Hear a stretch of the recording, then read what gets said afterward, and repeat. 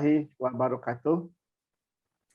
Selamat datang, saya ucapkan kepada Bapak Ibu sekalian yang sudah hadir di forum webinar kita pada sore hari ini dengan tema wisata perbankan di kawasan Kota Tua Jakarta. Dan bersama kita sore hari ini sudah hadir 3 narasumber utama kita. Yang pertama ada Pak Firman Haris. Beliau merupakan founder Museum Bank Mandiri, kemudian juga seorang arsivaris terkenal juga di Indonesia. Dan beliau juga seorang penulis dengan salah satu bukunya yang baru launching beberapa bulan yang lalu tentang identitas Kota Tua Jakarta. Kemudian yang kedua ada Bapak Taufik dari Komisi DPRD DKI Jakarta yang juga concern untuk pariwisata di DKI Jakarta. Dan kemudian ketiga ada Mbak Tracy atau Mbak Tisi, seorang tour planner yang lama base-nya di Singapura dan juga sering inbound membawa wisatawan mancanegara ke Jakarta.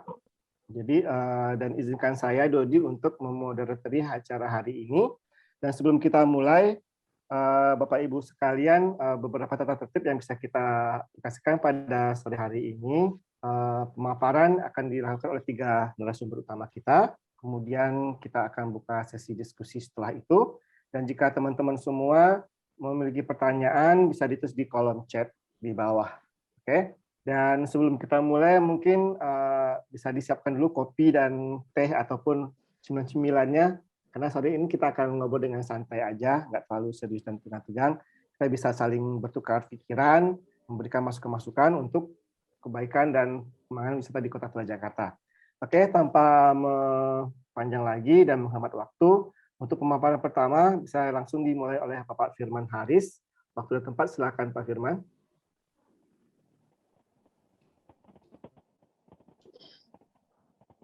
Baik, Bapak Ibu, Assalamualaikum warahmatullahi wabarakatuh. Salam sejahtera, sehat afiat untuk kita semua. Ya, terima kasih Pak Dodi, Pak Taufik, Mbak Tracy. Ya, ada Bu Eti, tadi ada beberapa teman juga dari Arsip Nasional. Juga ada Pak Sobri, ada Bang Daja, ada Mbak Ana juga nih. Kita dulu pernah buat tur perbankan ya, dan Bapak Ibu yang lain. Ya, jadi saya diminta Mbak Eti nih 2 hari yang lalu nyiapin materi ya. Ya, tapi karena ini untuk Kota Tua ya, apalagi kita selama ini ngelakuin gitu ya.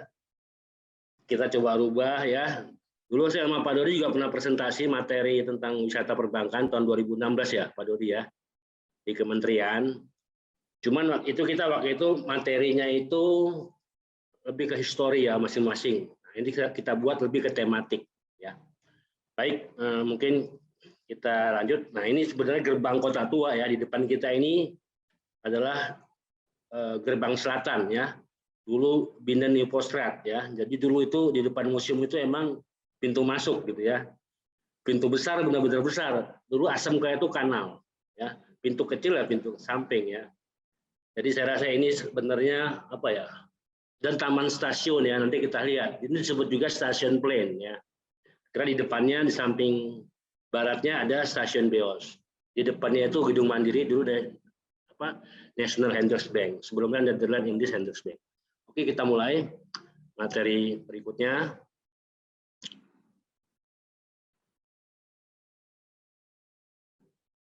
Saya emang di Museum Mandiri dari 2004. Nah, ini kita dulu pernah ngejalanin ya rute The Tour van de Oude Banken in Oude Batavia. Bahkan dulu kita ajak teman kita Nico van Horn ya.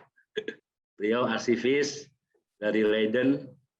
Nah, itu lebih keren lagi kalau guide-nya nanti orang Belanda gitu ya. Karena dia Belanda bisa bahasa Indonesia yang bagus, bahasa Jawanya pun bagus pula gitu ya.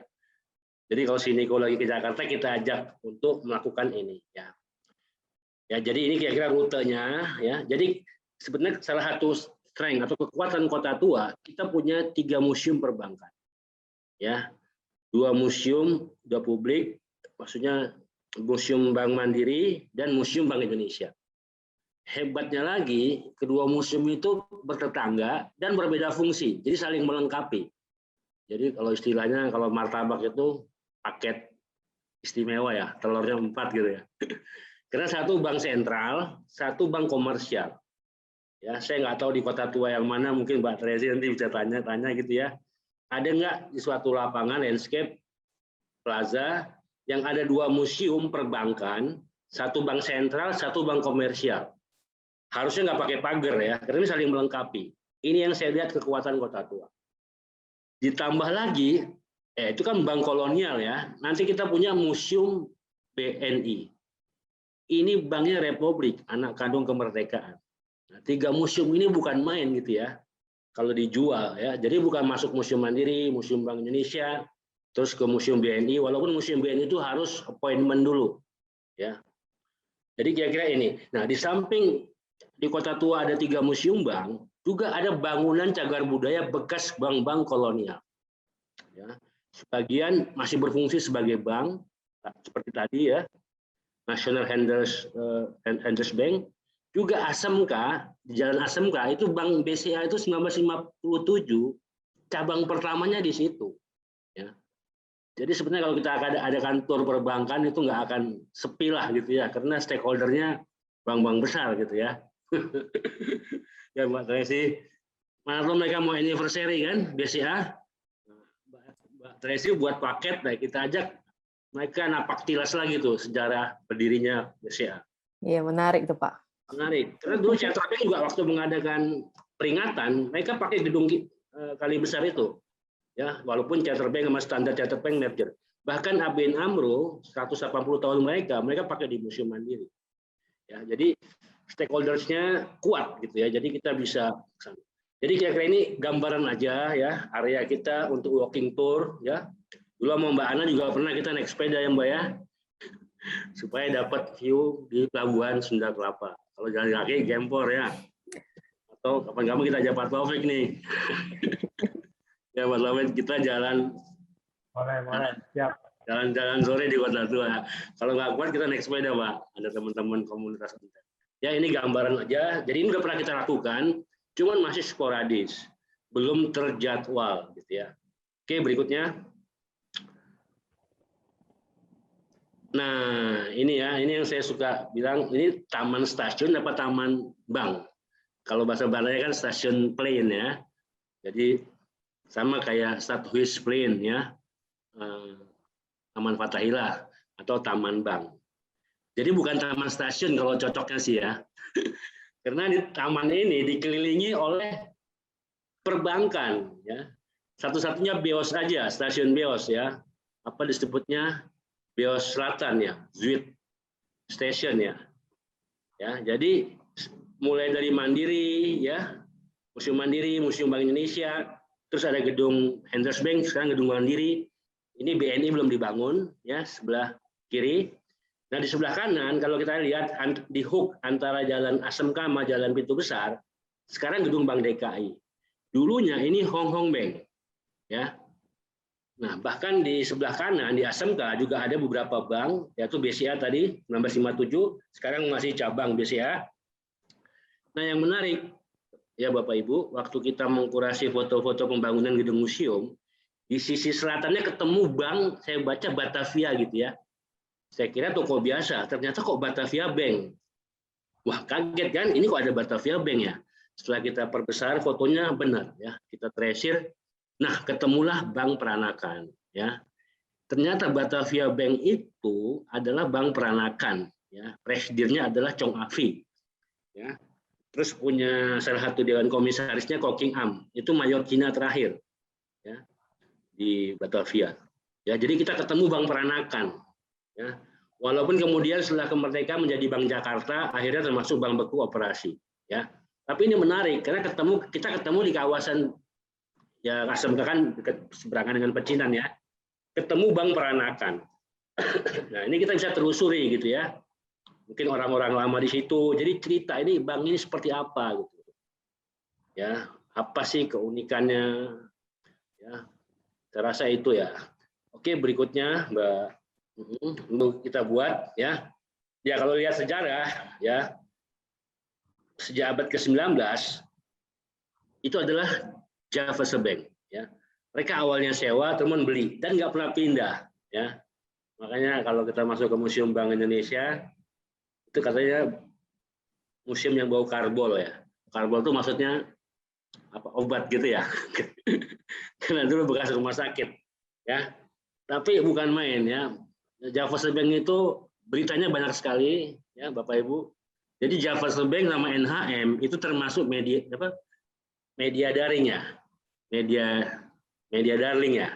Ya, jadi selalu banyak pemberitaan tentang kedua bank ini ya. Kalau kita telusuri ke koran-koran zaman Belanda ya, bisa dilihat di delper.nl ya. Saya banyak ngambil bahan dari situ ya. Apalagi peringatan 100 tahun, 125 tahun itu berita satu lembar liputan tentang mereka ya. Jadi termasuk media daring. Tapi sebelum Javers Bank lahir, sebenarnya NHM duluan lahir. Walaupun NHM Nederland Maskapai masih jadi perdagangan umum. Ya.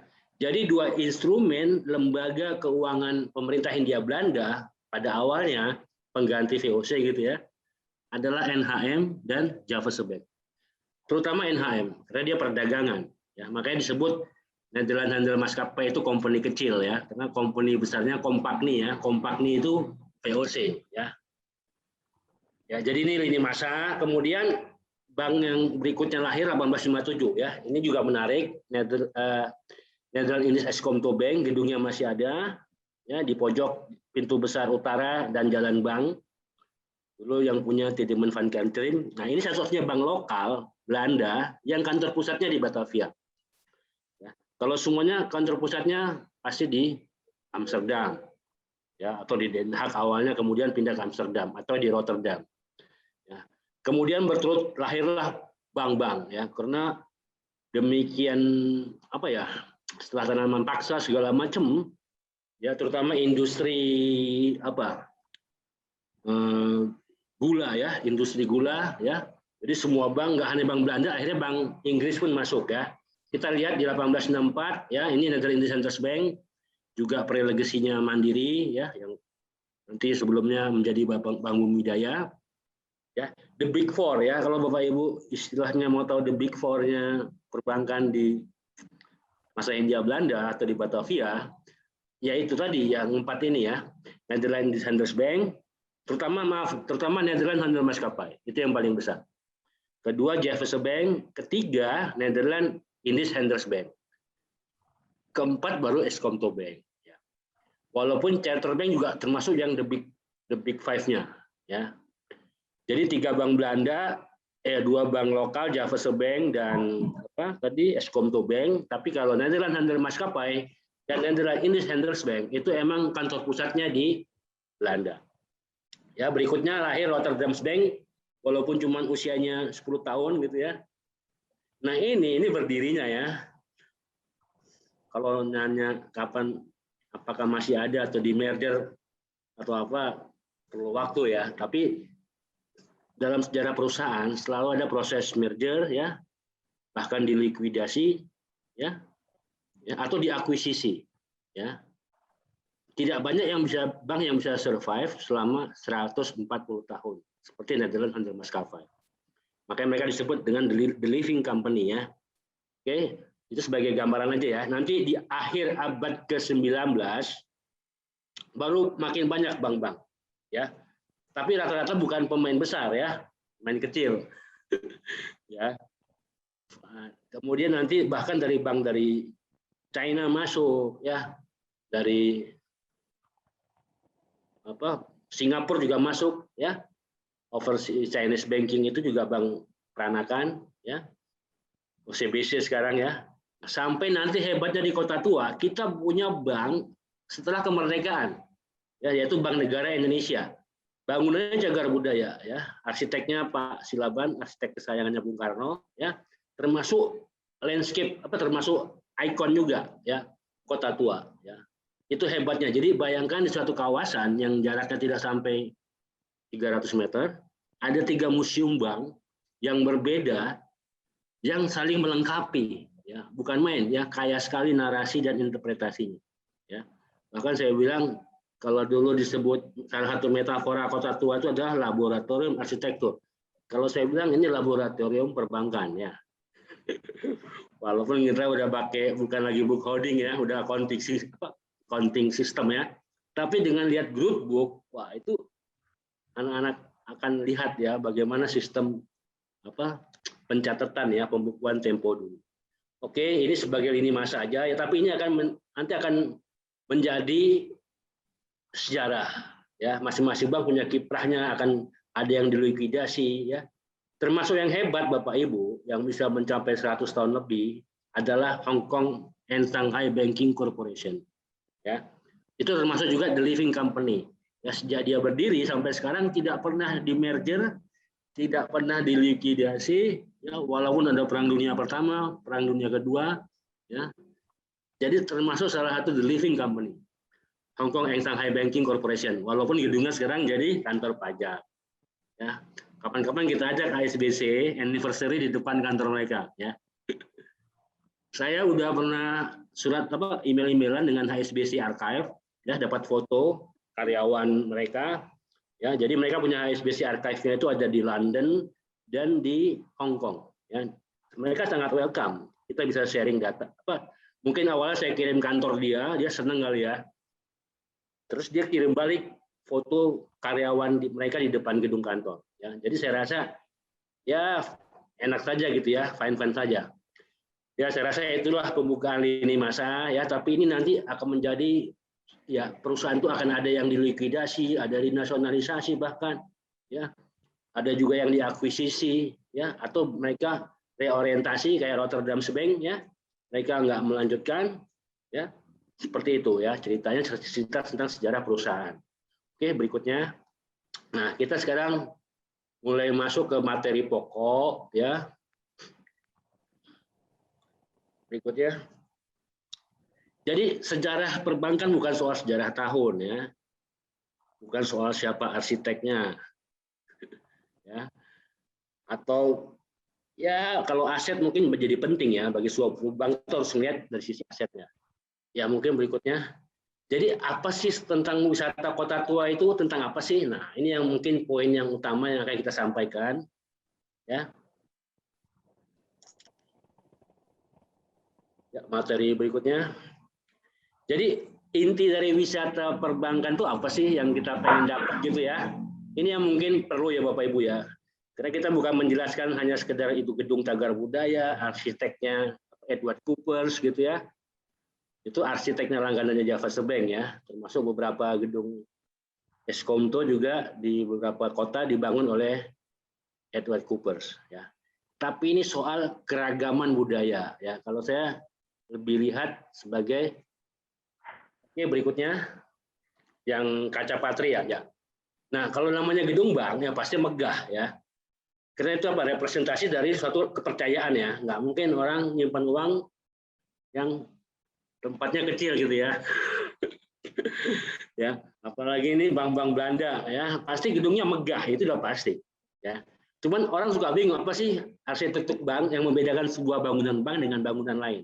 Yang pertama adalah lobby ya. Namanya bank pasti punya banking hall, ya itu aja. Nah yang kedua yang paling penting, ya strong room, kluis, ruang khasana. Ya. Jadi Bapak Ibu kalau masuk gedung bank lihat kluisnya. Kalau kita di rumah kan lihat dapurnya ya, Mbak Tracy ya. Pak Dodi, kalau kita lihat rumah orang katanya kalau mau lihat bagus apa enggak lihat dapurnya, ya. Nah kalau ke bangunan bank lihat apa kluisnya, lihat strong roomnya. Lihat ruang khasanahnya ya. Kalau saya suka kalau lagi ada grup gitu ya, kalau kita ke ruang bawah tanahnya Bank Mandiri museum, dia masuk ke ruang kluis karena ukurannya besar 900 meter persegi ya. Saya bilang ruang yang paling aman di seluruh Jakarta di sini saya bilang. Ya, karena emang masif ya. Jadi kawat baja gedung aja tebalnya 1 meter. Antara gedung dalam dengan gedung luar ada gang.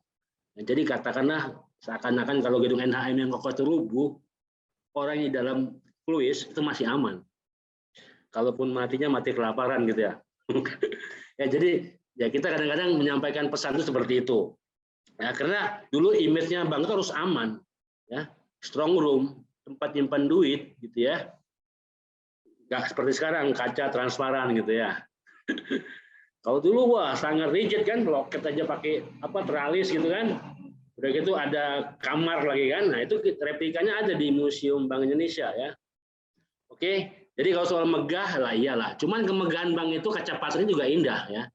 Kaca patri di Museum Mandiri itu bisa bercerita. Nah, ini yang paling atas, ini yang keren ya. Ini kaca patri Bank Inggris ya, di Charter Bank ya. Juga Bank Indonesia, dan itu ya kalau dilihat ini rasi bintang ya. Nah, ini biasanya Mbak Tracy yang senang ya. Bintangnya apa, layarnya apa ya. Ya ini ya karena gaya bangunan saat itu emang menggunakan berbagai macam kaca patri ya. Jadi ini bisa satu objek gitu ya.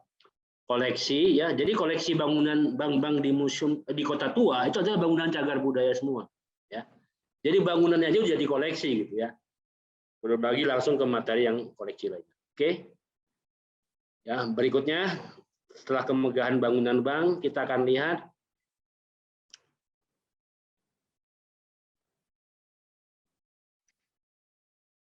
ya, berikutnya. Nah, kita bicara The Java Bank ya.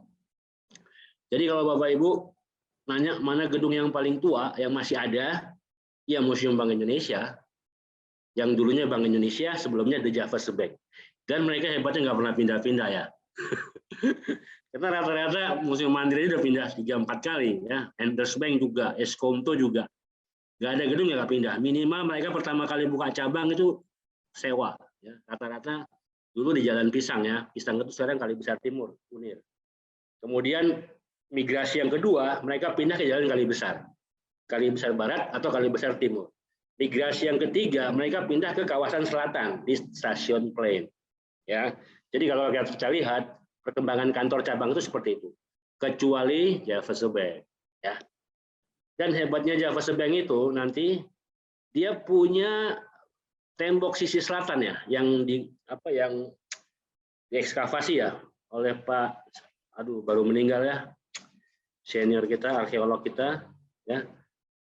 Nah, itu mereka ada. Jadi salah satu daya tarik Museum Bank Indonesia, dia menggali tembok sisi selatan, ya. Itu hebat ya. Karena dulu tembok sisi selatan melintas di bawah gedung Museum Mandiri dan Java Bank. Oke, berikutnya. Berikutnya kita lihat ini bank yang tertua ya. Bataviase Bank Van Lening. Ya, jadi itu cerita aja gitu ya. Maksudnya gini, cerita perbankan itu dan juga pegadaian itu udah dimulai di abad 18. Ya. Zamannya Gubernur Jenderal Van Inhofe ya. Van Lening ya, pegadaian. Jadi hari berdirinya perbankan sama pegadaian itu sama. Ya. Kemudian ada bank koran ya, itu baru bank yang Wesel ya, yang membuat sertifikat deposito ya. Tapi itu pun nggak lama ya. Ambruk sebelum VOC ambruk, ya. Kalau nggak salah Gubernur Jenderal udah Mosel ya. Jadi ujung-ujungnya perbankan itu kalau salah urus akhirnya ambruk, ya. Itu kalau ada bank ambruk biasanya salah urus. Jadi sejarah berulang gitu ya. Oke, berikutnya. Nah, lokasi bank itu yang jadi gini, pas saat kita tour biasanya pada saat kita menuju Museum BNI atau ke BNI, kita akan sampaikan lokasinya tuh kira-kira sekarang di Museum Seni Rupa Keramik. Karena dulu itu Tigerstraat ya, Tigerstraat. Ya. Jadi dulu jalan-jalan itu kanal ya. Jadi di Kota Tua ini jalan-jalan besarnya itu dulunya adalah sebagian besar kanal. Ya. Jadi jalan pos kota, jalan Lada itu dulunya adalah kanal ya. Nah, posisi Bank Van Lening itu adalah di situ. Ya, kira-kira di Museum Seni Rupa Keramik sekarang. Ya. Nah, tapi bagusnya di Museum Bank Indonesia mereka buat dioramanya. Ya. Jadi seperti yang dilihat di foto, ya, ini museum diorama, Museum Bank Van Lening, ya, Bank Koran, ya, yang ada di Museum Bank Indonesia. Terakhir mereka ditutup tahun 1818. Jadi pernah kekosongan 10 tahun di Batavia nggak ada bank. Nggak tahu orang nyimpan duit di mana gitu ya. Sebelum Java Bank berdiri, jadi ada masa kevakuman ya 10 tahun antara 1818 sampai 1828. Ya. Oke, kita lanjut berikutnya. Nah, ini pertanyaan berikutnya ya. Ini pertanyaan pokoknya tadi yang saya sampaikan. Jadi narasi ya atau interpretasi kita tentang wisata perbankan itu apa sih gitu ya? Karena ini juga menjadi pertanyaan ya, nggak hanya di wisata perbankan ya. Wisata kuliner juga gitu ya. Bahkan wisata museum, apa sih di Museum Sejarah Jakarta gitu kan? Apa sih yang ada di Museum Wayang misalnya? Ya, termasuk wisata perbankan apa yang kita tawarkan gitu loh, ya. Jadi orang kan bilang ngapain sih ngeliat bank kolonial gitu ya. Ya, ini hati-hati ya. Makanya kita kalau di museum itu ada 8 karakter yang harus dikembangkan untuk edukasi ya di standar kompetensi SKKNI-nya museum ya. Jadi salah satu nilai-nilai itu adalah antara lain keberagaman budaya. Ya mungkin kita kalau foto lihat foto lama orang inlander itu pasti jongkok. Ya, maksudnya yang jadi apa? Kuli apa istilahnya kelas ketiga ya. Yang di tengah pasti bule Belanda gitu kan. Ya, tapi ya emang kita perbankan harus belajar dari mereka gitu ya. Ya, tapi akhirnya kan bisa mengisi ya sampai sekarang. Ya kecuali di luar Batavia malah banyak bank-bank yang dimotori oleh kaum inlander pribumi atau bumi putra ya. Salah satunya nanti cikal bakalnya BRI ya, Bank Rakyat Indonesia. Yaitu Raden Arya ya, yang awalnya kas amal ya apa. Jadi itu menarik ya Bapak Ibu. Ya karena waktu Raden Arya kenapa sih bisa jadi BRI, dulu namanya Bank Rakyat gitu ya. Waktu dia menghadiri sebuah acara khitanan, dia lihat kok ini mewah gitu loh. Maksudnya kondangannya, hajatannya. Terus ditanya, kamu minjem uang dari siapa? Ternyata dari rentenir gitu loh. Nah dia sebagai wedana kepikir, terus ini gimana rakyatku supaya nggak kejebak sama rentenir. Akhirnya dibangunlah kas mal ya. Jadi kayak apa? Kas kecil-kecilan yang untuk masyarakatnya yang membutuhkan uang. Akhirnya dia punya bos orang Belanda, didukung, dikasih modal, berkembang. Dan jadilah BRI seperti sekarang. Ya, keren, kalau sejarahnya BRI itu keren. Ya, masih jadi bank Bumi Putra lah gitu ya. Tapi kalau bank-bank Belanda ya itu biasa gitu kan. Ya, jadi yang ingin kita sampaikan adalah keragaman budaya. Ya, nanti kita lihat beberapa contoh yang pesan ini kalau kita sampaikan akan apa ya? Message-nya dapat gitu loh. Ya, jadi kita nggak a priori ya, tapi justru kita memahami perbedaan budaya. Karena salah satu fungsi museum atau lembaga kebudayaan adalah menjembatani keberagaman, menjembatani perbedaan. Jadi saling belajar ya. Jadi pesan moral pertamanya itu adalah mempelajari keberagaman budaya, apalagi Kota Tua ya. Itu miniaturnya Indonesia. Oke, berikutnya. Nah, kita lihat contoh-contoh apa sih keragaman budaya. Salah satunya Restafel. Ya, kita kan makan pribumi ya Ustadz ya, apa bersila ya. Bersila di tikar gitu ya. Ini kok ada orang makan sampai pelayannya antre gitu kan. Ya. Nanti kalau kapan Ustadz nyoba ya. Kita dulu di Museum Mandir suka ya. Jadi setiap naik Tem Journey itu acara pokoknya adalah dinernya itu Restafel. Ya, keren. Kerjasama sama komunitas, sama Mbak Kartum. Dulu pertama kali kita adain sama Mbak siapa? Kado dia dulu Pak. Mbak Inanti ya. Kita dulu punya paket namanya Telusur Malam ya. Jadi masing-masing punya. Kalau Museum Sejarah Jakarta jelajah wisata malam. Museum Bahari jelajah malam. Kalau Museum Mandiri telusur malam.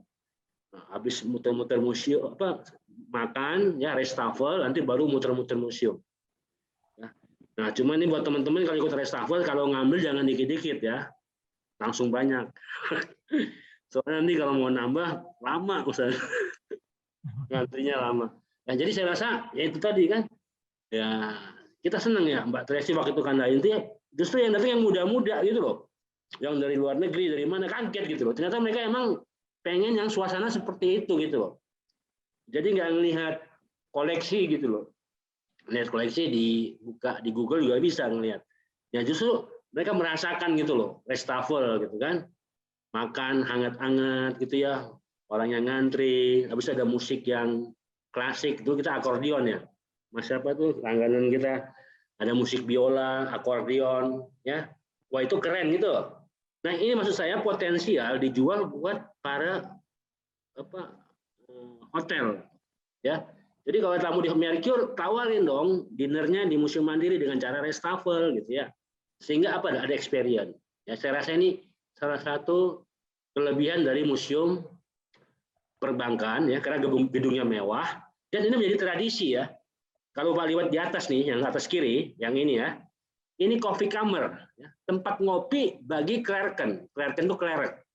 Ya, di samping gedung ini, jadi satu pavilion ini adalah tempat kopi. Tapi dipisah-pisah, tempat ngopi bagi para klerek, ya, staff sendiri, terus nanti ada head, bahkan dames itu perempuan sendiri. Jadi ternyata orang Belanda zaman dulu di NHM itu jam 10 itu ngopi, mereka santai gitu, nggak perlu lembur ya. Ya, yang capek kan cabang-cabangnya ya, agent cup-nya yang nyari target, tapi orang kantor pusat ngopi, ya. Jadi tradisi mereka ngopi. Nah kalau malam pesta, ya ini contoh mereka pesta gitu ya.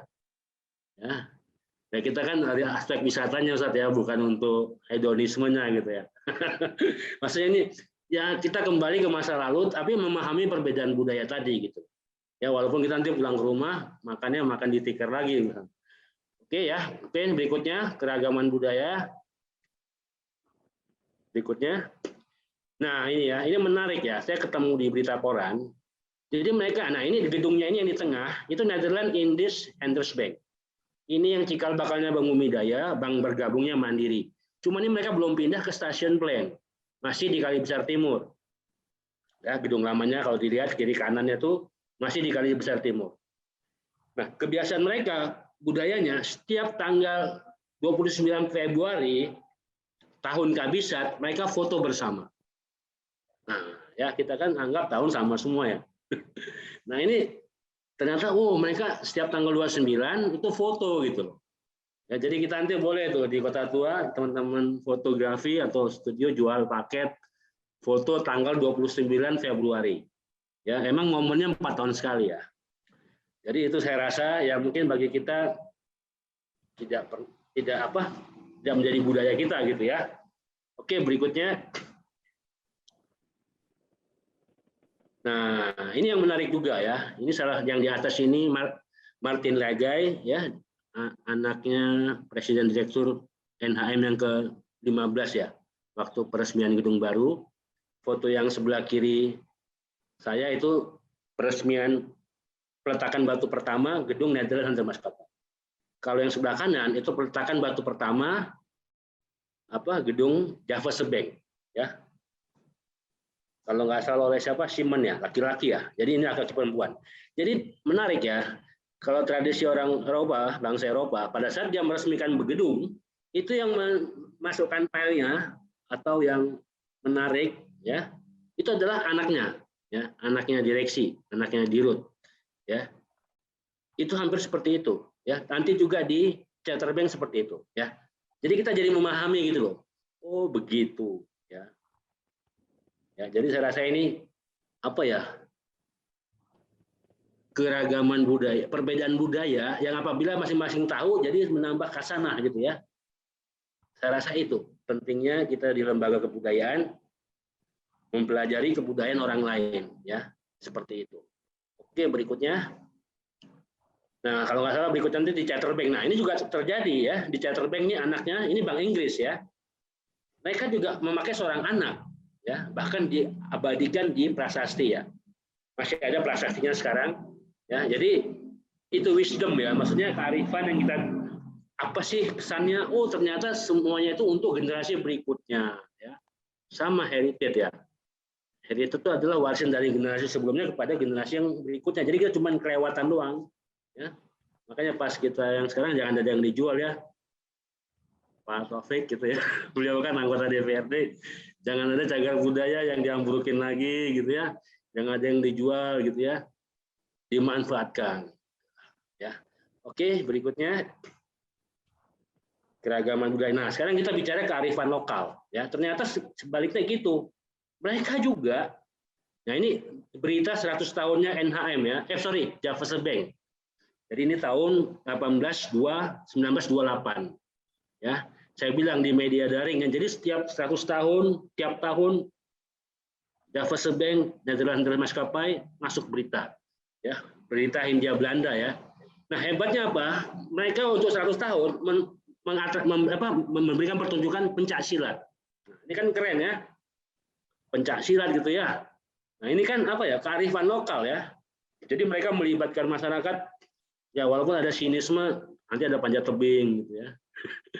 Terus panjat pinang gitu ya. Nah, dianggap ya itu olahraga ya. Mereka juga ada lomba panjat olahraga, itu hal yang biasa lah ya. Kekuatan, kecepatan sama keakuratan ya. Nah, tapi di sini Java Bank mereka mempertontonkan suatu atraksi silat. Ya. Jadi kearifan lokal. Jadi tadi keragaman budaya, yang kedua adalah kearifan lokal. Berikutnya. Nah, berikutnya ini kalau nggak salah, nah ini menarik ya. Ternyata mereka juga potong kepala kerbau gitu. Jadi di samping tadi ada anak-anak, tetap mereka ngadakan selamatan. Ya. Kendurian ya, malah ada bawa kayak keranjang besek gitu ya, baik di gedung Nederland Maskapai maupun di gedung Nederland Bank. Kita punya foto ya kepala kerbau, bahkan ada ondel-ondel gitu ya, tapi yang penting ada selamatannya gitu loh. Jadi di sini apa ya, win-win solution ya. Kenapa sih, kan saya tanya sama teman dari Belanda ya, kalau tradisi mereka taruh koin emas di bawah pile pertama. Terus Niko bilang, Nik, tahu nggak file pertamanya, kita cari gitu. Ya. Tapi ternyata itu buat mereka. Tapi yang kata dia Firman, yang bangun gedung ini kan tukang, gitu. Mandor. Nah kalau mereka nggak nyaman, gimana mau selesai? Jadi akhirnya ya mungkin bukan kenapa ya. Maksud saya itu tadi kearifan lokal itu tetap dihargai gitu. Untuk kenyamanan, ketenangan para pekerjanya gitu loh. Sesuai target ya. Jadi ini lalu saya ada sesuatu yang maksud saya hilang ya, strata sosial itu menjadi hilang ya, walaupun mereka bangsa penjajah, kita dijajah, tapi dalam hal tertentu kita ada kepentingan bersama, itu akhirnya timbul saling menghargai ya. Nah, nilai-nilai edukasi ini yang perlu kita dorong ya, selamatan gitu ya, ini kan atraksi kan. Jadi nanti insya Allah kalau habis pandemi kita selamatan ya, Pak Taufik ya, seperti di Taman Fatahina, seluruh stakeholder keluar gitu ya. Kalau perlu ada orang Mbak Tracy kita undang ya, duduk bareng gitu ya. Maksud saya kita udah sekian tahun seperti ini gitu ya, sedih. Mudah-mudahan saatnya, walaupun harus pelan-pelan ya, tapi akan indah gitu loh kalau ada acara guyup seperti ini ya. Saya rasa sedekah ya, kita sama duduk makan gitu ya. Ya, perlu juga sekali gitu ya. Oke, berikutnya. Nah, berikutnya nih kearifan lokal yang lain, setahu saya saya juga lupa ya. Ya, ini setelah kita melihat foto, nah ini menarik ya. Nah, ini saya rasa cukup, saya juga kaget awalnya ya. Tentang cabang NHM di Jeddah, itu itu waktu itu Raja Faisal masih jadi pangeran ya, masih jadi menteri luar negeri. Pembukaan cabang NHM itu kan penerusnya Mandiri ya, salah satunya itu adalah untuk memfasilitasi jemaah haji Indonesia. Nah ini kan keren gitu loh ya, walaupun dia mengeksploitasi kita ya dulu, kasirnya tanaman paksa kan ini NHM ya. Tapi pada saat 1926 dia buka itu cabang pertama di Jeddah. Jadi cabang pertama di negara Hijaz, waktu itu masih Hijaz ya, adalah NHM. Kenapa NHM bangun? Untuk membantu jamaah haji Indonesia. Ya, ini kan keren gitu loh. Sampai sekarang mereka namanya waktu itu Awal Bank ya, Saudi Holland Bank. Sekarang berubah, tapi ini masih ada cikal bakalnya. Ya, mereka buka pertama di Jeddah tahun 1926. Kemudian mereka baru buka 5 tahun kemudian, baru masuk ke Mekah karena harus melatih staf lokalnya dulu kan, orang Muslim. Dan itu tanah suci, ya. Dan ini kemarin saya ketemu videonya tahun 1928. Itu ada video haji pertama, itu kelihatan gedung Netherlands dan maskapai. Di samping kedutaan-kedutaan, ya. Jadi ini menarik gitu ya. Menurut saya ini bisa jadi pesan moral, ya kita juga bisa respect ya. Dan informasinya kemudian pihak kerajaan Saudi tidak mau menerima riba, bunga ya, interestnya. Nah, ini kan jadi lucu ya. Malah ini menguntungkan bagi NHM ya. Jadi waktu itu mereka nggak mau terima, justru ya mereka senang ya, malah mereka belajar kalau ada travel semacam travel check ya.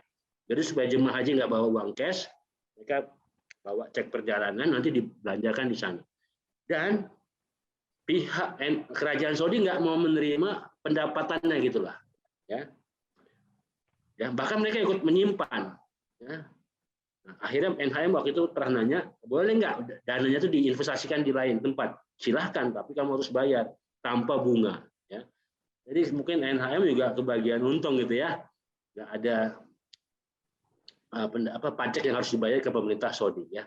Cuman jadi menarik ya. Jadi awalnya kita di Museum Mandiri ketemu ya iklan ini ya sebelah kiri. Nah kita kalau satu yang ketemu kita nggak punya, kita cari. Akhirnya ketemu kemana-mana ya. Jadi saya rasa itu ya. Kita di lembaga informasi atau lembaga kebudayaan dari suatu tema yang kita nggak punya datanya itu kita bisa telusuri ya, bahkan kita sampai terkaget-kaget ya, karena kontennya demikian luas ya. Jadi saya rasa itu ya, jadi memang harus punya passion ya, orang-orang di kebudayaan tuh di lembaga informasi harus punya passion. Oke, berikutnya, nah ini nilai yang terakhir, yang ketiga ya. Kita wisata kota tua untuk apa sih ya? Nah inilah salah satu kekuatan kota tua ya. Nilai-nilai perjuangan ya, patriotisme, profesionalisme ini luas ya.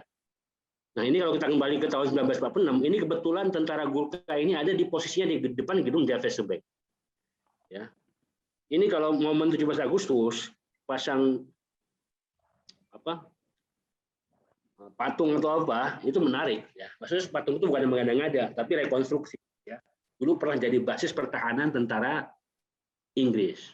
Ya, ini akan bisa dikemas lagi juga banyak ya pada masa-masa awal kemerdekaan gitu ya. Juga nanti masa nasionalisasi ya. Ini bisa, maksudnya apa? Ada perjuangan di situ. Dan beruntungnya di Kota Tua ada Museum BNI.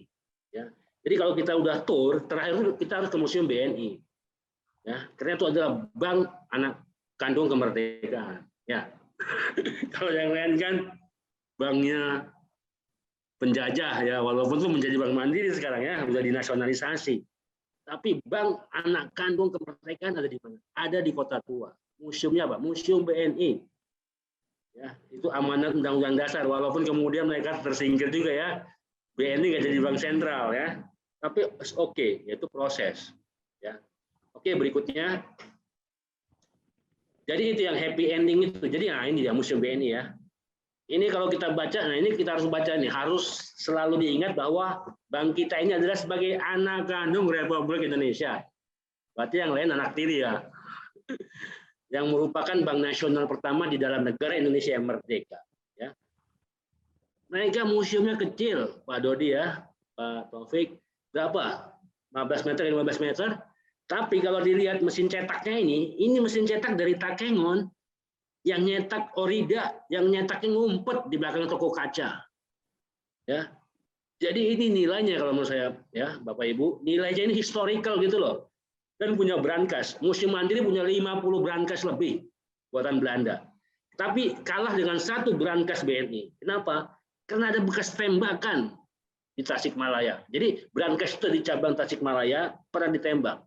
Mungkin tempat perjuangan. Nah, ini yang saya bilang kekuatannya BNI, walaupun mereka nggak buka setiap saat ya. Mungkin perlu dihimbau juga atau swakelola deh kita yang jagain ya Pak Dodi ya. Maksud saya sayang gitu loh. Jadi Museum BNI ini walaupun di koleksinya sedikit, tapi narasinya itu kuat gitu loh. Ya, punya nilai historical. Itu yang menurut saya kita respect gitu loh. Makanya ketiga museum ini 3 in 1 ya, paket yang lengkap. Ya. Kalau paket istimewa lah, istilahnya martabak itu udah 4 telur gitu ya. Jadi maksud saya, ini jualan Kota Tua nggak tanggung-tanggung. Coba tanya seluruh kota tua di dunia, seluruh historic city. yang udah diakui UNESCO, mana 3 bank periode kolonial nasional yang gabung satu area, ya. Kemudian ada bank sentral, ada bank komersial, ya. Ada bank sentral versi nasional, walaupun nggak jadi satu tempat. Ini kalau dibuat narasi yang kuat, bukan main. Ya, jadi menurut saya ini potensi, ya, kekuatannya Kota Tua yang belum kita promosikan gitu ya. Saya rasa ini ya. Jadi happy ending. Jadi waktu kita tour terakhir kita ke sini ke Museum BNI. Ya, jadi teman-teman perbankan atau namanya bangga gitu. Akhirnya kita punya bank sendiri gitu loh. Walaupun kita belajar Museum Bank Indonesia, Museum Mandiri itu tempat belajar. Ya, apalagi itu udah bangunan kita, cagar budaya. Ya, tapi kalau kita kembali ke masa itu, kita akan merasakan gitu loh. Maksud saya kebanggaan Bung Karno waktu meresmikan gedung Bank BNI. Bahkan informasi dari teman-teman BNI itu awalnya nggak punya sertifikat. Ya, jadi waktu itu ada tulisan tangan Bung Karno kepada menteri yang membawahi perhubungan. Jadi waktu itu Presiden nulis surat ke Menteri Perhubungan yang membawahi kereta api, Bung, kata dia. Saya dengar kalau nggak salah narasinya, saya dengar gedung itu mau dipakai, mau dijual ke orang Tionghoa. Kenapa nggak dijadikan gedung bank? Tuh, Presiden nulis kepada menterinya. Dan itulah yang dipegang oleh BNI saat itu sebagai sertifikat hak milik. Ya, tapi ini perlu dicek ya, maksud saya. Tapi bayangkan selembar surat, ini kan surat sakti ya, tapi yang nulis kan Bung Karno ke menteri yang membawahi KAI. Saya bilang teman-teman BNI itu suratnya ditaruh paling depan, saya bilang. Itu historical banget gitu loh. Bung Karno nulis ke menteri. Kalau zaman sekarang kan nggak perlu ya, Pak Jokowi tinggal telepon aja atau WA. Lo jangan jual ke pihak lain gitu kan. Tapi Bung Karno itu emang hebat ya. Maksud saya seorang Bung Karno itu bukan main ya. Cara dia memperlakukan bawahannya tapi nyentilnya bukan main kan. Ya, istilahnya dia mau jual ke pihak swasta kan berarti cari ekonomi pendapatan. Kenapa nggak jadi bank?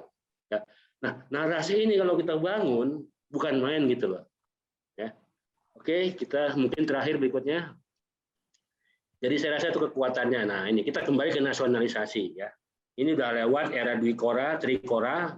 Ternyata dulu senior kita vandalis juga ya.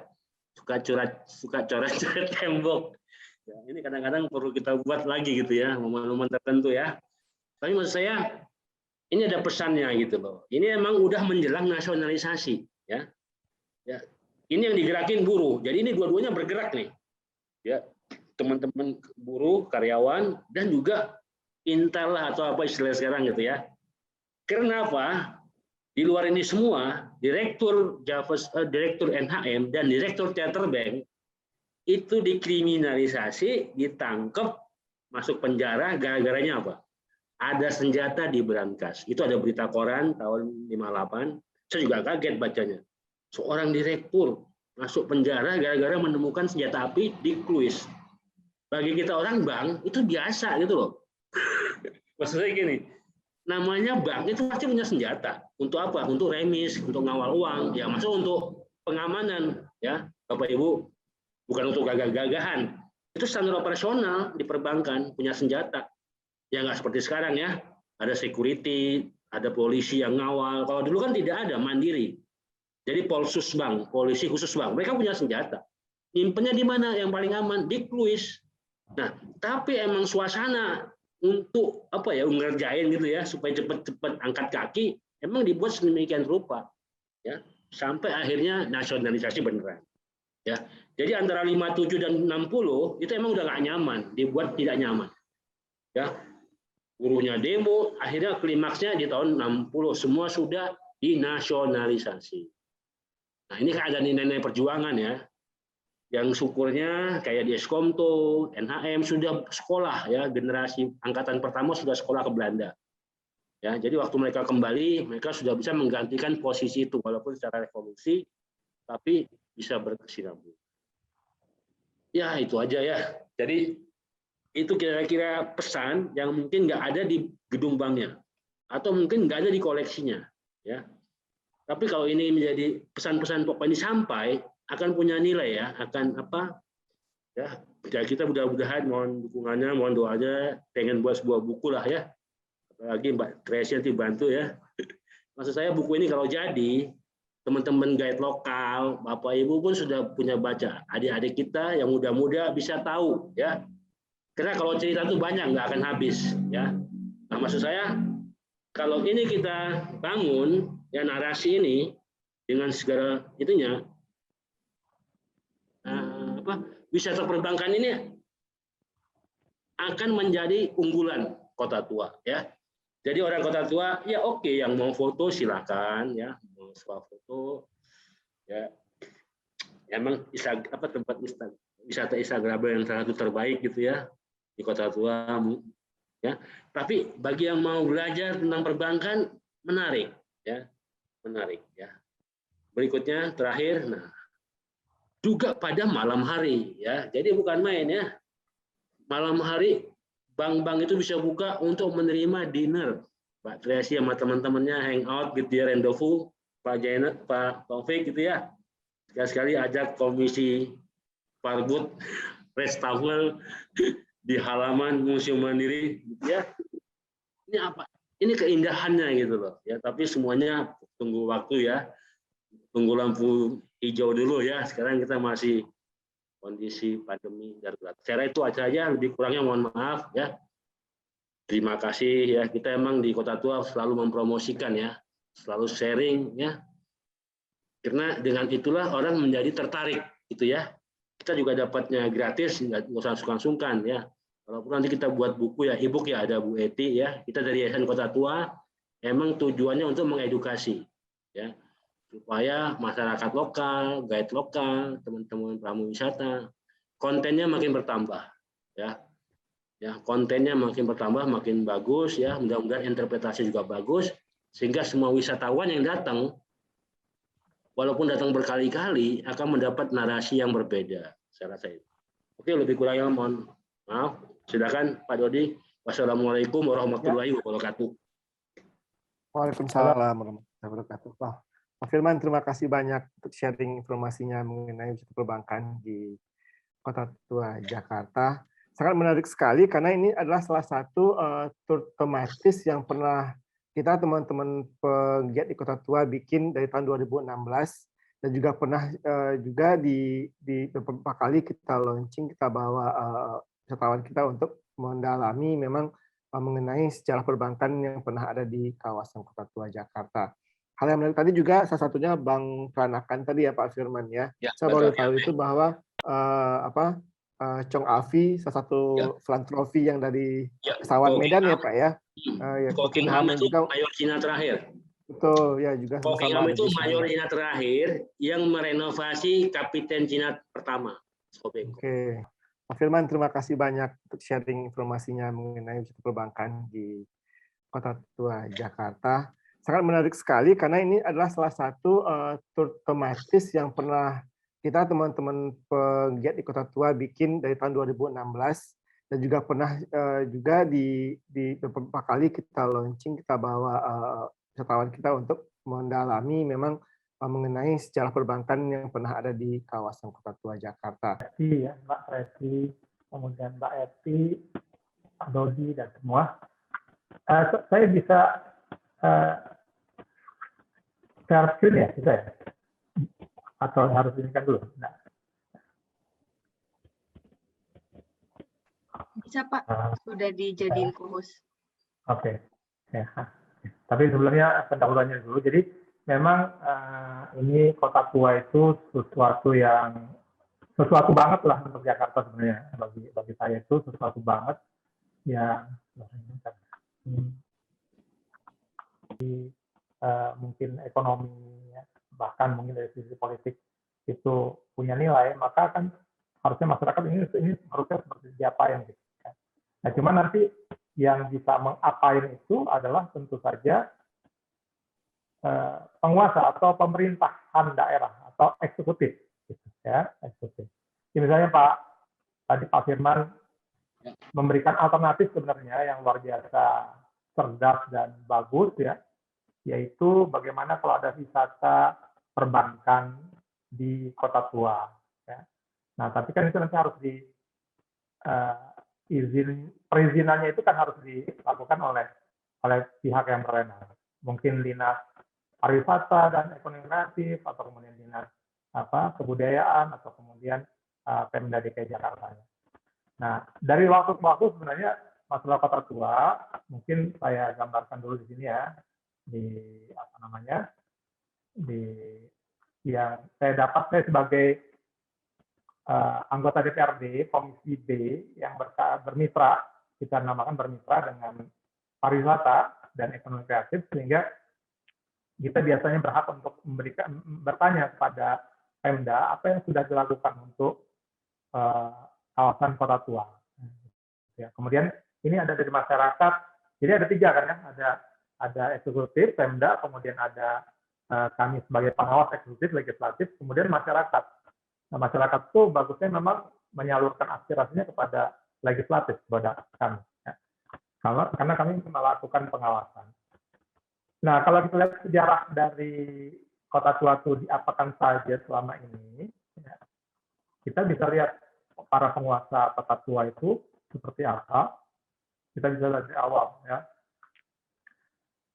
Ini sudah dibuat sama Dinas Pariwisata dan Ekonomi Kreatif atau unit kota tuanya.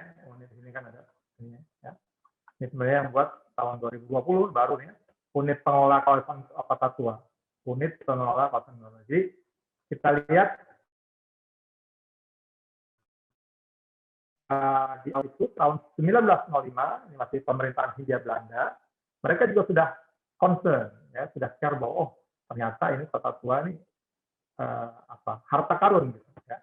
Kemudian mereka punya inisiatif dari pemerintah Hindia Belanda membentuk Dewan Kota Praja Batavia untuk merencanakan revitalisasi pertama kota Batavia. Jadi kota Batavia itu, Pak Firman tentu saja lebih paham, adalah kota yang ditinggalkan. Tahun 1905, kita bayangkan 1905 mungkin sudah tergeser Pak Firman ya, ke tengah atau seperti apa. Jadi kemudian Batavia ini, dulu kan tempatnya di situ tuh, VOC dan lain-lain. Nah, tahun 1905, mereka, pemerintahan Hindia Belanda, itu sadar ya, bahwa ini kayaknya perlu direvitalisasi deh, ini kekayaan kita bersama. Jadi dibentuk lembaga untuk menghidupkan kembali kota Batavia.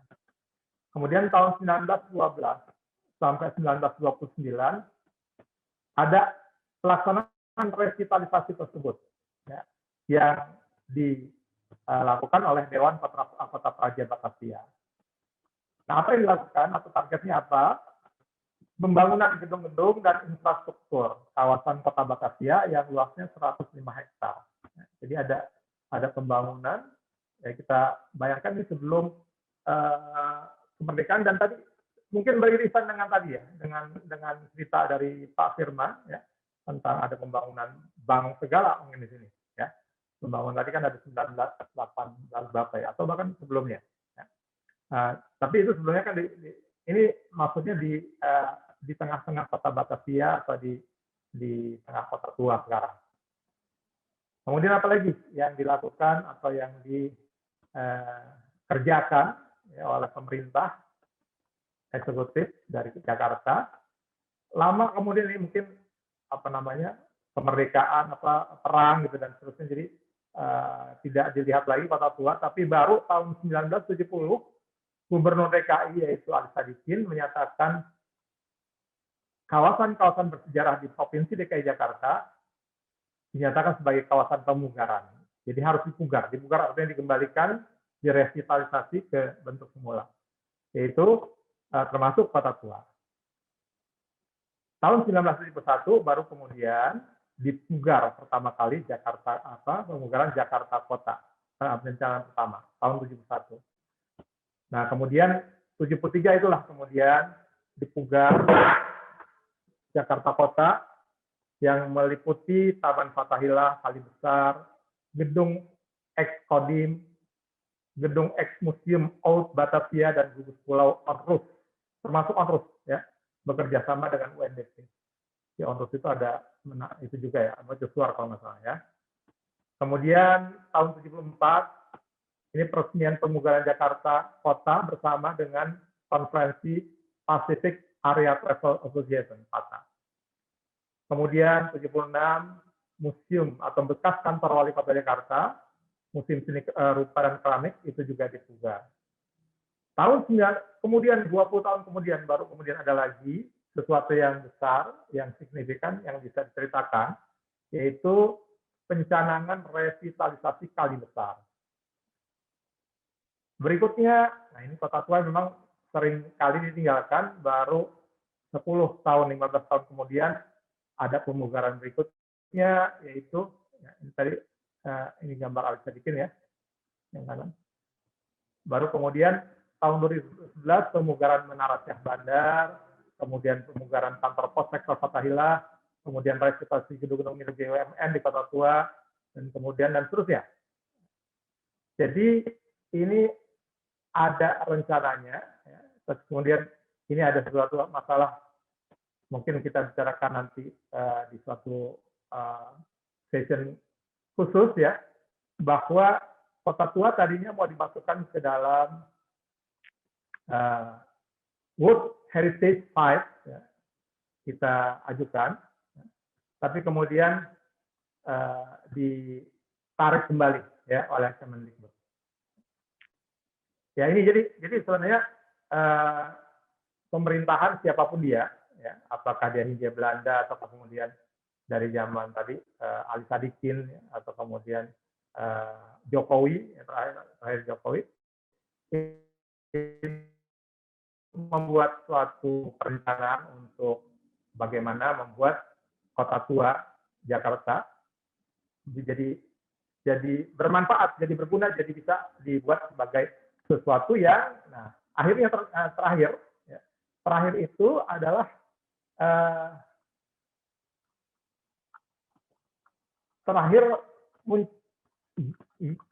pergub ya, peraturan gubernur. Jadi yang saya tahu terakhir, walaupun sudah ini nanti ada lagi ya, nanti terakhir ceritanya ya. Tadi saya mendengar sebelum acara ada yang bertanya apa sih yang direncanakan oleh pemerintah Pemda tentang Kota Tua, gitu ya. Nah ini yang perencanaan yang saya lihat paling terstruktur dengan cukup baik adalah Pergub Peraturan Gubernur Provinsi DKI Jakarta nomor 36 tahun 2014, ya, yaitu tentang rencana induk kawasan Kota Tua Jakarta. Jadi maunya itu Jakarta, Kota Tua sebagai apa sih? Nah ini katanya mau mewujudkan kawasan Kota Tua sebagai kawasan cagar budaya. Oke, yang pertama kita pegang cagar budaya. Nah, berarti dia harus dipelihara, harus dijaga keasliannya. Tidak boleh diubah-ubah dengan perampangan. Ya, kalaupun diubah mungkin ada standar perubahannya. Selain cagar budaya, dia harus memiliki nilai ekonomi yang tinggi. Ya. Jadi bukan sekedar cagar budaya kemudian dilihatin, perlu punya nilai ekonomi. Yaitu sebagai kawasan wisata, ekonomi yang dapat dikembangkan di situ, wisata. Orang datang seperti tadi misalnya, Pak Firman mau bikin wisata perbankan. Ya. Tapi kemudian ada bisnis juga nih. Nah mungkin ini ada kuliner, ada yang lainnya. Bisnis yang bisa hidup ketika pariwisata jalan, jasa, dan perdagangan, tapi dengan tetap mempertahankan karakter dan nilai-nilai cagar budaya dan kesejahteraan karyawan kawasan. Ya. Jadi sudah tersusun, saya lihat Pemda DKI membuatnya. Ini presentasi terakhir tahun 2020 sebelum pandemi ya, maksudnya di presentasinya tahun 2020, tapi buatnya tuh di prosesnya itu sebelum pandemi sudah dibuat. Nah antara lain, ini saya sedikit saja menggambarkan supaya nanti kita punya gambaran kira-kira emang mau bikin apaan gitu pemerintah DKI Jakarta. Sebenarnya ini sudah cukup lengkap konsep pengembangannya dan lain-lain. Saya lihat langsung gambarnya aja biar kelihatan lebih berbicara. Ya ini Pak. Ya. Jadi konsep penataan kawasan kota tua. Jadi ternyata sudah dibuatkan nih konsepnya kira-kira seperti apa. Kawasan kota tua saat ini yang dilihat, dipotret oleh tim dari DKI Jakarta, dari Dinas Pariwisata dan Kebudayaan sebelumnya. Sekarang berubah, sekarang dibagi dua tuh, ada Dinas Pariwisata sendiri, Dinas Kebudayaan sendiri. Bahwa disconnected public space. Jadi kawasan kota tua itu ruang publiknya itu tidak terhubung. Ya, jadi orang di sana di sini itu tidak ada korelasi antara orang yang ada di bank, orang ada di stasiun, orang ada di jalan, orang ada di taman dan seterusnya. Ya. Kemudian perencanaannya itu berorientasi pada mobil. Gitu. Jadi ini bagaimana caranya mobil yang masuk sini. Yang sekarang yang dilihat. Dan polusinya sangat tinggi, high pollution, karena banyak mobil itu tentunya ya. Kemudian secara umum, lingkungannya tidak sehat. Itu yang dipotret. Nah kemudian, dinas memberikan alternatif atau memberikan solusi. Ya.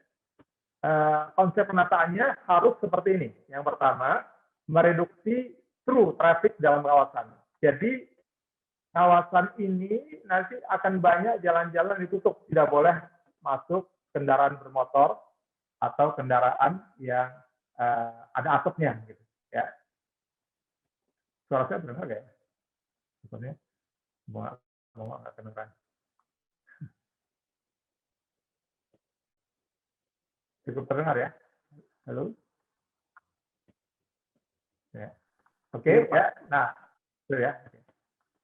Nah, terus kemudian yang berikutnya, konsep ini harus mengembalikan fungsi Plaza Beos ya sebagai ruang terbuka.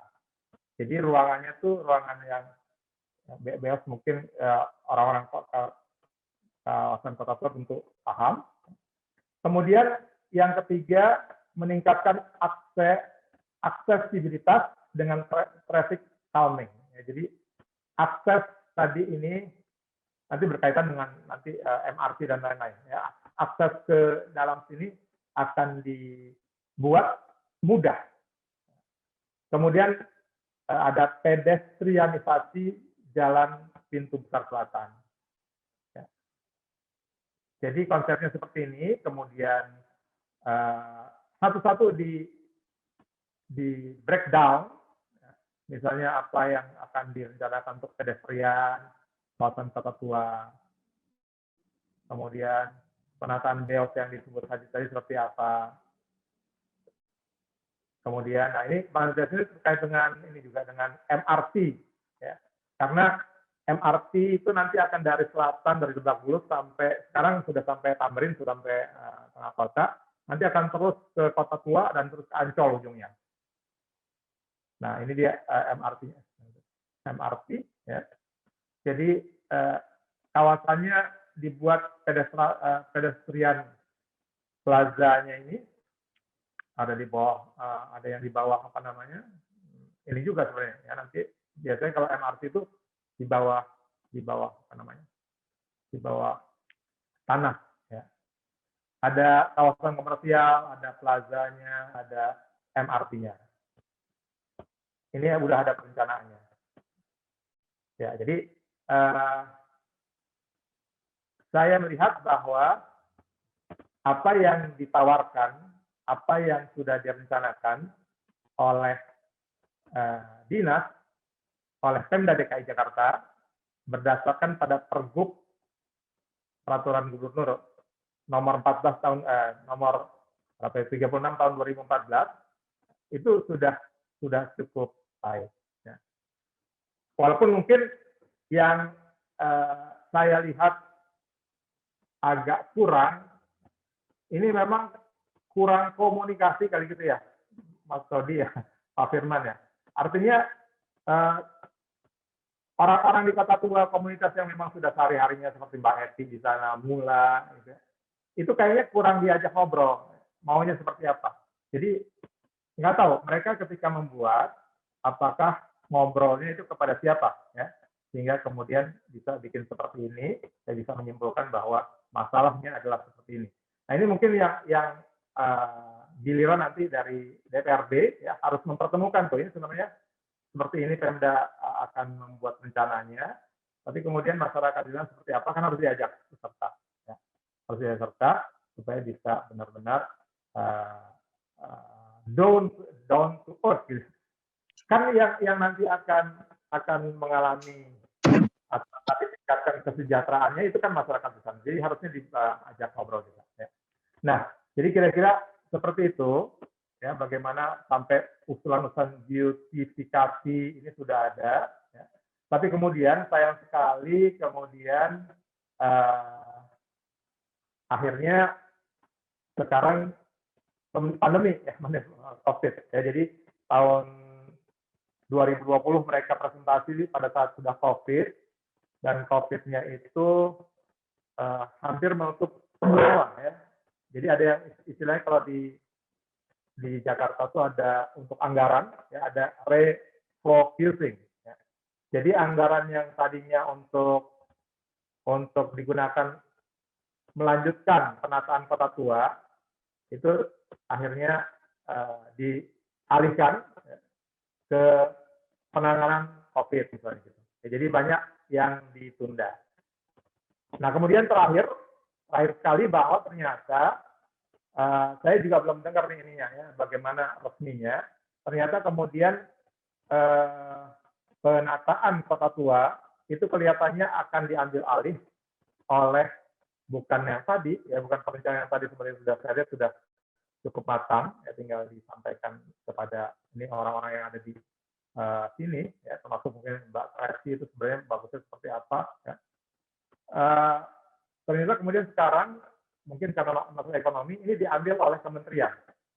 Nah kementerian mengambil tapi kemudian dibuatlah sebuah joint venture antar 3 perusahaan ya. Jadi perusahaan BUMD Jakarta yaitu Jakarta Turistindo, kemudian ada perusahaan dari MRT, anak perusahaannya MRT, satu lagi ada perusahaan apa ya, ada perusahaan lain ya. ITBC. Jadi ada pariwisata, ya, pengembangan PTI ya. PT Pengembangan Pariwisata Indonesia, kemudian PT Moda Integrasi Transportasi Jabodetabek, kemudian satu lagi Jakarta Turistindo. Nah ini mau diambil itu kelihatannya ya, tapi nanti kalau ini urusannya nanti dengan DPR pusat, bagaimana apakah kemudian kota tua jadinya mau diapakan. Tapi kalau saya melihat kalau udah perusahaan gitu nanti arahnya tuh terlalu bisnis ya. Terus terang aja agak kurang nyaman ya. Bagusnya itu ya seperti bapak dan ibu-ibu ini, orang yang memang cinta kota tua gitu ya, Pak Firman terutama ya. Jadi artinya bisnis kalau udah perusahaan pasti kan dia mengejar keuntungan. Ya. Jadi ya pokoknya asal laku bagaimana caranya. Ini saya punya pengalaman kemarin baru saja ke Cakung ya, melihat ada satu peninggalan namanya Benteng 9, peninggalan dari Belanda itu, tempat untuk naruh puru apa-apa. Itu ada di suatu daerah yang satu tanah yang tanahnya udah dibeli sama perusahaan mau bikin pabrik, mau bikin gudang. Nah, wah kok ada itu gitu ya, ternyata di situ ada benda bersejarah. Kemudian Pemda DKI, Dinas Kebudayaan, terus mengajukan ke pengadilan kan, ya. Jadi ini mau diambil lagi, harusnya nggak boleh dibeli tanah yang sebenarnya adalah cagar budaya. Tapi sebenarnya kalah di pengadilan, kalah. Terus kemudian si perusahaannya itu bilang enggak apa-apa, nanti kita itu tempat itu akan kita bikin taman kok gitu, jadi tetap terpelihara. Tapi kemudian ujung-ujungnya enggak ya, kemarin harus ditinjau sama kepala dinas ke sana karena itu tempat itu akan ditutup untuk dijadikan gudang gitu. Jadi karena apa? Karena lebih menguntungkan gudang dibandingkan untuk tempat pameran bekas bekas peninggalan Belanda. Nah, saya takutnya begitu ya. Saya takutnya bertangga aja. Takutnya ini kalau misalnya kawasan kota tua diberikan kepada joint venture antar 3 perusahaan. Nah, kemudian, aduh gimana nih? Ya, nah ini mungkin saya kalau misalnya bapak-bapak dan ibu-ibu bisa bersuara lantang, nanti kita akan salurkan bahwa ya kita punya ini juga ya, punya suara dong ya, DPRD atau DPR pusat nanti ya nggak bisa begitu ya, harus tetap seperti yang tadi di rancangan dari Pemda DKI Jakarta yang awal itu ya, tetap harus memperhatikan unsur cagar budaya dan unsur kesejarahan. Ya. Termasuk kemarin Pak Firman juga bersuara lantang, katanya kota tua mau diganti namanya menjadi Batavia lagi. Wow, Pak Firman langsung, oh Batavia, bukan penguasa tunggal atau apa dari istilahnya ya. Pak Firman lebih tahu. Ya mungkin kira-kira seperti itu dari saya, Pak Dodi. Terima kasih. Assalamualaikum warahmatullahi wabarakatuh. Waalaikumsalam warahmatullahi wabarakatuh. Terima kasih Pak Taufik untuk paparannya dan info dan penjelasan tambahan bagi kita, karena selain kita mempersiapkan konten produk di Kota Tua untuk wisata, kita juga tidak lupa untuk mempersiapkan juga infrastrukturnya ya Pak ya. Dan mudah-mudahan ke depan rencana ini bisa segera terrealisasi sehingga Kota Tua bisa lebih rapih dan lebih baik lagi. Kita mempromosikan dan menjualnya pastinya. Nah, di sini sudah ada Mbak Tracy atau Mbak Tesi yang akan sedikit sharing mengenai pengalaman beliau, dan mungkin kira-kira dengan produk-produk paket tur tematis ini di Kota Tua, kira-kira menurut pengalaman Mbak Tracy selama ini, kira-kira untuk pasar wisatawannya seperti apa sih yang mungkin bisa kita dengarkan sedikit pengalaman dari Mbak Tracy. Silakan Mbak. Hai semuanya, saya Tracy. Sebenarnya ini menurut saya sih pribadi ada potensi sih ya, soalnya jarang sekali ya, maksudnya yang emang tersentral semuanya orang ke situ, ke Kota Tua, mereka bisa dapat semuanya selain museum, juga maksudnya areanya luas sekali buat dijelajah gitu loh. Cuma mungkin yang memang kurang, oke, saya mungkin cerita dikit, biasanya saya tamu-tamu saya itu kebanyakan dari luar Indonesia, jadi mereka kalau misalnya ke Jakarta, nanya saya mau kemana ya kalau di Jakarta ya, saya sendiri sebenarnya juga bingung. Saya tahu ada Kota Tua, tapi kalau misalnya saya misalnya bilang ya ke Kota Tua aja, cuma nggak tahu tuh poinnya di mana, titik mulainya dari mana, titik selesainya dari mana, maksudnya rutenya kayak gimana itu belum jelas kan, maksudnya jadinya agak susah untuk ngarahin orang juga kalau misalnya kasih tahu kalau misalnya Kota Tua itu bisa apa, seperti apa gitu loh. Jadi maksudnya kalau ini terjadi, maksudnya penataan yang seperti yang tadi digambarkan oleh Pak Taufik itu akan sangat bagus gitu. Seringnya ada ya batas-batasannya kemana, ini tersambung satu area sama satu area tersambung, nggak bisa pisah-pisah gitu, seperti itu sih menurut saya sih ya. Jadi ya semua mungkin ya setelah dirapikan tuh kalau dijual pasti ada potensi sih. Jadi akan lebih mudah untuk seperti itu. Mungkin kalau dari mungkin apa Pak Dodi mungkin ada yang Ya bisa langsung aja dipresentasikan. Oh iya. Presentasi. Ya. Mbak. Ya. Oke, mungkin sekilas tentang saya nama saya Tracy. Saya berawal dari mungkin cerita latar belakang saya sempat tinggal lumayan lama di Singapura, dan pertama kali benar-benar menjelajah Indonesia dan membawa orang untuk jalan-jalan itu tahun 2013. Dan itu dimulai dari karena saya tiba-tiba pengen aja sih, maksudnya saya orang Indonesia di luar negeri, tapi saya lebih tahu luar negeri daripada Indonesia sendiri gitu loh. Jadi waktu itu kepikir untuk kayaknya boleh nih, udah boleh saatnya untuk kenal negara sendiri lebih baik gitu. Jadi waktu itu berawalnya saya ngajak teman-teman saya yang orang Indonesia yang tinggal di Indonesia untuk jalan-jalan di Indonesia. Susah sekali, nggak ada yang mau gitu, karena mereka tetap lebih suka untuk ke luar negeri daripada jelajah Indonesia sendiri. Jadi waktu itu saya iseng-iseng posting di forum di luar negeri di Singapura waktu itu, untuk ayo siapa yang mau kira-kira mau jalan-jalan di Indonesia gitu loh, kita bisa ketemuan, terus sharing kira-kira biayanya seperti apa. Jadi waktu itu berawal seperti itu. Dan ya itu pertama kali itu tahun 2013, tahun bulan 10 itu pertama kali saya benar-benar mengecap namanya wisata di Indonesia. Dan waktu itu sih saya lebih ke arah Mungkin bisa slide kedua. Oke, yang di sebelah kanan ini yang foto atas itu travel pertama kali, grup travel pertama kali yang kita jalan bareng waktu itu ke Bali. Ya, jadi dimulai dari 9 orang itu yang berlanjut sampai tahun 2019 terakhir sebelum pandemi masuk. Sebenarnya masih ada banyak rencana tahun 2020, 2021 untuk membawa orang lebih banyak lagi ke Indonesia. Tujuan saya waktu itu sih karena masih banyak terdengar ya, maksudnya Indonesia itu image-nya kurang bagus di luar negeri gitu, terutama di Singapura karena masih banyak orang berpikir Indonesia itu rawan, tidak aman untuk pergi jalan-jalan gitu loh maksudnya. Jadi mereka lebih prefer ke tempat lain daripada ke Indonesia. Padahal kan cuma sebelahan Singapura sama Indonesia gitu. Jadi ya itu awal dari ceritanya.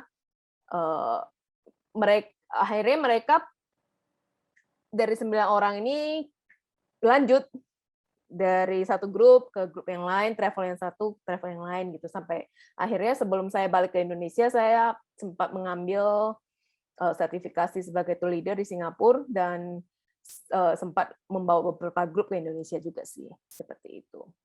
Dan besar harapan sih maksudnya untuk saya untuk bisa apa ya janganlah berhenti maksudnya terutama di Jakarta sendiri, maksudnya saya base-nya di Jakarta.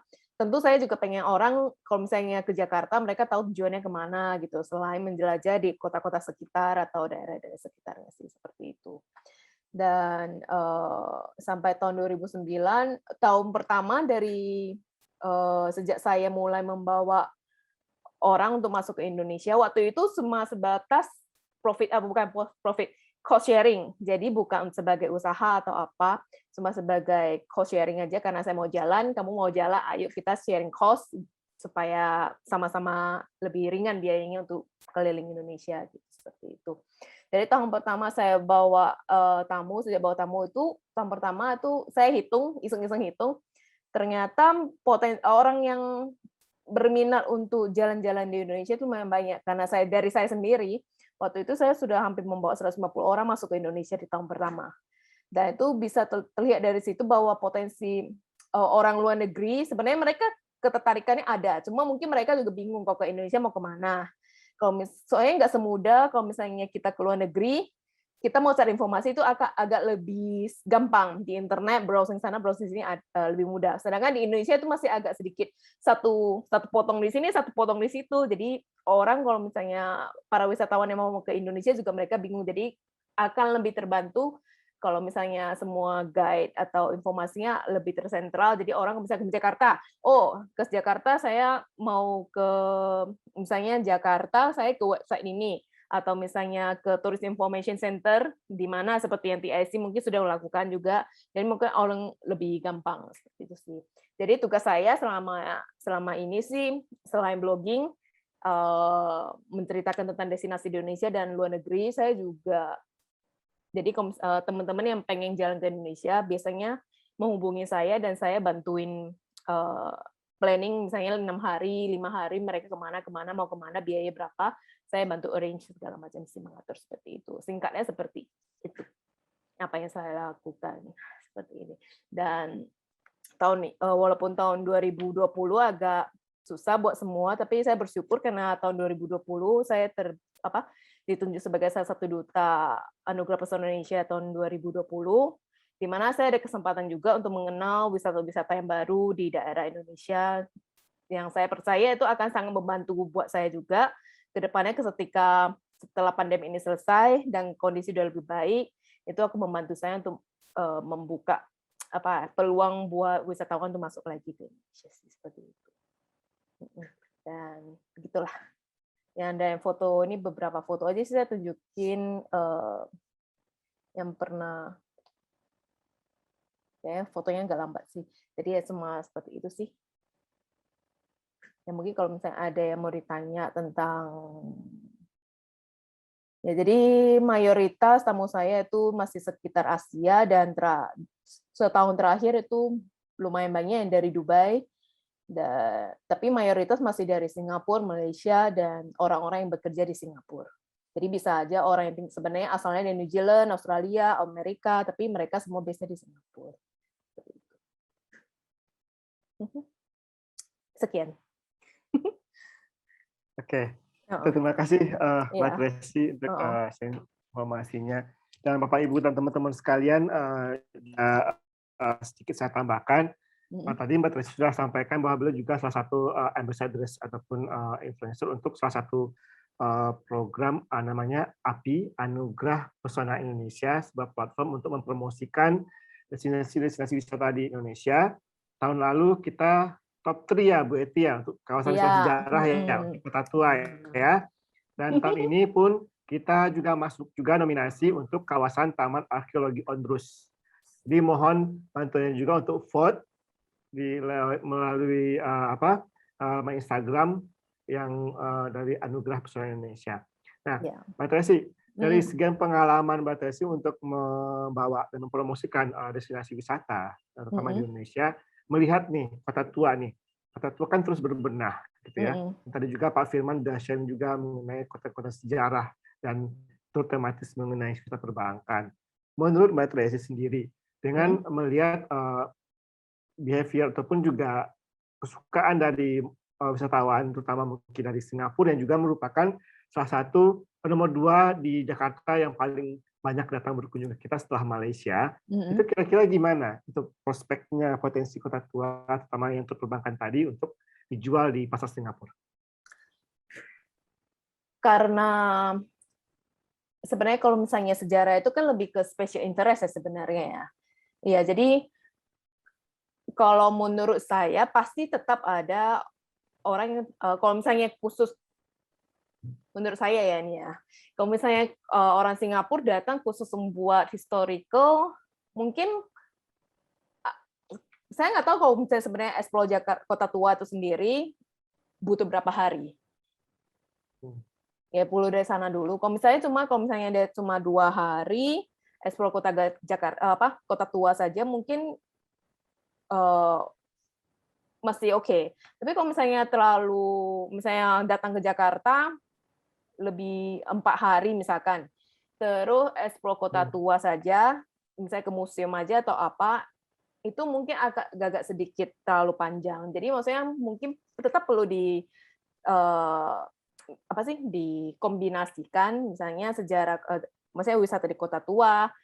Tapi tergantung juga sih, makanya sekarang wisata Kota Tua sendiri itu kegiatannya ada apa aja selain yang tadi museum, ya museum, saya tahu banyak museum, tapi maksudnya mesti ditahu juga sih, mesti ada kombinasi maksudnya, maksud saya. Jadi kalau misalnya cuma museum saja itu harus grup khusus untuk yang special interest, orang yang benar-benar memang suka untuk cari tahu. Kalau saya bawa, saya pasti akan kombinasikan dengan misalnya wisata Kota Tua, Ondrus mungkin itu bisa dicampurkan, itu bisa dikombinasikan karena agak sedikit berbeda suasananya. Jadi mungkin Kota Tuanya sendiri ke Museum Mandiri atau Bank Indonesia, terus habis itu hari keduanya mungkin ke Pulau Seribu ya, Pulau Ondrus, gitu, jadi akan lebih memungkinkan. Tapi kalau misalnya 3 hari berturut-turut cuma daerah kotanya Kota Tua, itu mungkin agak sedikit terlalu overwhelm buat wisatawan sih menurut saya pribadi ya, dari pengalaman. Nah, tadi Kak, misalnya tadi tur perbankan. Yang Pak Firman sampaikan tadi kan sebenarnya kan tidak hanya sightseeing ya, tapi juga ada experience lain kayak culinary yang cara makan ala Belanda Ristoffel tadi itu juga menarik sebagai salah satu bagian dari experience untuk tur perbankan ini. Kenapa? Karena mungkin kalau kita terlalu banyak menjejalin si wisatawannya dengan informasi sejarah mungkin boring ya. Tapi ada interaksi ataupun juga aktivitas lain yang lebih menarik dan menantang untuk dilakukan di dalam bagian dari tur itu sendiri gitu loh. Nah, kalau seperti itu misalnya kita menjual itu untuk segmen itu, mereka lebih banyak apa sih ke Singapura ini? Karena setahu saya sih mereka lebih banyak ke kuliner sebenarnya. Makan ya. Iya. Tapi tetap harus dikombinasikan. Ya, kombinasi dengan tadi sejarah tadi itu menarik. Sejarah itu bagus. Itu harus sih, soalnya itu kan maksudnya bagian dari kita berkunjung ke satu tempat, kita harus itu maksudnya mengetahui sejarah satu tempat itu penting sekali, karena kalau enggak mereka kan pulang dengan ya sudah, sebenarnya pasti spesialnya kita berkunjung ke Jakarta kan enggak mau juga kalau misalnya mereka pulang cuma ingatnya makan doang, makan ya itu bisa jadi salah satu khasnya Jakarta juga, cuma itu harus lebih dari itu sih. Sejarah harus Engagement-nya ya. input. Iya, benar. Karena Ya. misalnya saya ajak tamu-tamu saya ke tempat lain pun, daerah lain pun di Jakarta, saya selalu berusaha untuk including misalnya budaya. Misalnya ke rumah tenun lah atau apa supaya mereka ada satu kesan, ada tahu tambahan value daripada cuma sekedar datang dan misalnya kalau cuma makan atau cuma sightseeing doang udah selesai. Harus ada sesuatu yang tertancap juga gitu. Apa yang beda betul. gitu sih. Oke, Bisa, terima kasih Mbak Tracy.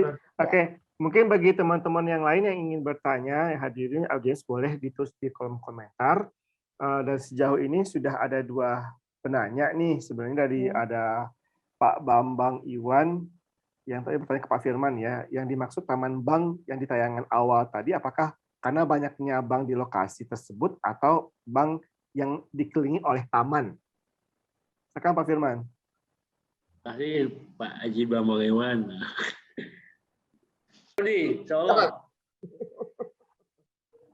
Oke, baik Bapak Ibu, terima kasih semua terhadir sore hari ini. Semoga apa yang kita diskusikan pada sore hari ini bisa bermanfaat, bisa memperkaya wawasan kita juga dan menambah rasa cinta kita terhadap bangsa Indonesia, terhadap negara kita, sejarah kita, terhadap Kota Tua Jakarta.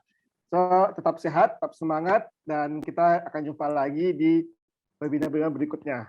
Selamat sore, Assalamualaikum warahmatullahi wabarakatuh. Waalaikumsalam. Waalaikumsalam warahmatullahi wabarakatuh. Terima kasih Pak. Pak Bobi, makasih banget. Terima kasih Pak Firman, Pak Taufik, Pak Dodi semua. Terima kasih. Sukses selalu untuk semua. Amin. Terima kasih ya, alhamdulillah. Ya, amin. Salam kenal juga nih. Salam kenal juga Bapak Ibu. Ya. Sopri sehat ya. Sehat insya Allah. Amin. Alhamdulillah. Terima kasih Pak Taufik, Pak Arifin, Pak Rudi. Izin live Bapak Ibu. Terima kasih.